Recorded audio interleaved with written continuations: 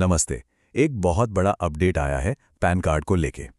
इसे बनवाने का जो तरीका है ना, वो अब पूरी तरह से बदल चुका है। और ये एक ऐसी जानकारी है जो हर किसी के लिए जानना जरूरी है। तो चलिए आज इसी पर बात करते हैं और समझते हैं कि ये नया नियम आखिर है क्या। तो सवाल ये उठता है कि क्या अब पैन कार्ड बनवाने के लिए सिर्फ एक ही डॉक्यूमेंट लगेगा? ये सवाल आजकल हर कोई पूछ रहा है।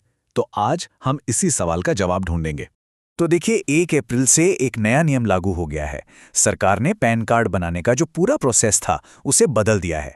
आइए जरा देखते हैं कि पहले क्या होता था और अब क्या होता है, मतलब क्या कुछ बदल गया है। यहाँ पर ये अंतर एकदम साफ दिखता है। देखिए पहले पैन बनवाने के लिए कितने सारे डॉक्यूमेंट्स लगते थे। पहचान पत्र अलग, पते का सबूत अलग, एक पूरी फाइल तैयार हो जाती थी। लेकिन अब बस आधार से वेरिफिकेशन कराना होता है। ये वाकई में एक बहुत बड़ा और बहुत ज़रूरी बदलाव है। तो सवाल ये है कि आखिर सरकार को ये बदलाव करने की जरूरत क्यों पड़ी? इसके पीछे कुछ बड़े और जरूरी मकसद हैं। सरकार के कुछ गोल्स थे जिनसे इस पूरे प्रोसेस को बहुत फायदा होगा। देखिए, सबसे बड़ा मकसद तो यही है कि पूरे सिस्टम को आसान, तेज और पहले से कई ज़्यादा सुरक्षित बनाया जाए। मतलब एप्लीकेशन प्रोसेस एकदम सिंपल हो जाए, पैन कार्ड फटाफट बन जाए और आधार के जरिए जो वेरिफिकेशन होगा वो ज़्यादा सेफ हो। और सिर्फ इतना ही नहीं, इससे फर्जी पैन कार्ड बनने का जो खतरा था उस पर रोक लगेगी। साथ ही ये भी पक्का किया जाएगा कि कोई एक ही इंसान कई कई पैन कार्ड ना बनवा ले। तो अब नया प्रोसेस है क्या? सिंपल शब्दों में कहें तो अब सब कुछ आधार के इर्द गिर्द घूमेगा। मतलब पैन कार्ड बनाने का पूरा प्रोसेस अब आधार पर ही टिका है। आधार वेरिफिकेशन, इसका सीधा सा मतलब ये है कि अब पहचान और पते के लिए अलग अलग कागज ढूंढने की जरूरत खत्म। बस आधार ही इन दोनों चीजों को वेरीफाई करने के लिए काफी है। इसने, आप कह सकते हैं, पूरी प्रक्रिया को एक ही जगह पर लाकर खड़ा कर दिया है, जिससे सब कुछ बहुत ही ज्यादा आसान हो गया है। लेकिन एक मिनट, इस नए सिस्टम में एक बहुत जरूरी एक्सेप्शन भी है।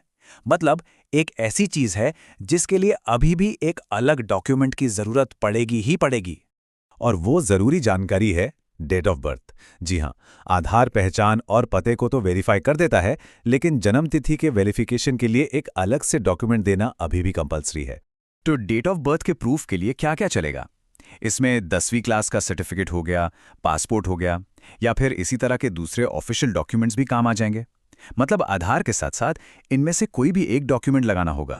तो चलिए अब फटाफट से सब कुछ समेट लेते हैं और देखते हैं कि एक एप्लीकेंट के लिए इस पूरे बदलाव का मतलब क्या है।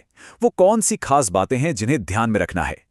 अब पूरा नया प्रोसेस जो है ना, वो सिर्फ 2 आसान स्टेप्स में सिमट गया है। पहला, आधार से ऑथेंटिकेट करना, और दूसरा, अपनी डेट ऑफ बर्थ का प्रूफ देना।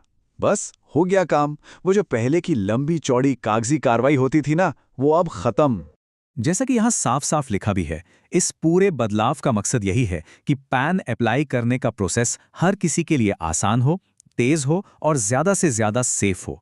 ये सच में पारदर्शिता और सुविधा की दिशा में एक बहुत बड़ा कदम है।